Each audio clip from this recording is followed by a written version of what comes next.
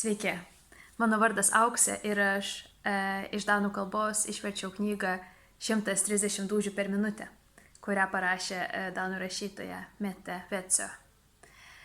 Versdama šią knygą galvojau, kad būčiau norėjusi ją perskaityti daug anksčiau. Tokios knygos vaikams ir paaugliams taip taikliai aprašančios jausmus ir apskritai sudėtingą jausmų pasaulį, man atrodo, yra gana retos.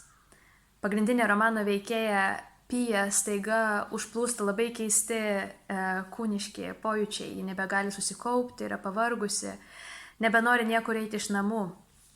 Jai baisu, daužosi širdis ir visa tai aprašyta taip jautriai, gražiai ir labai suprantamai.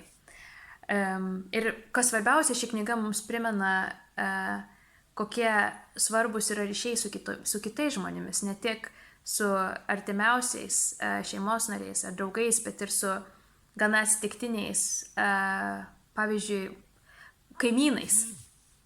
Ir šioje knygoje perskaitome, kaip Pija susigyvena su savimi ir netikėčiausiose vietose atranda naujų draugų. Todėl rekomenduoju šią knygą ne tik vaikams ir paaugliams, bet ir suaugusiesiems, nes 130 dūžių per minutę yra labai jautri, įdomi ir šilta knyga vasaros ir ne tik vasaros skaitiniams.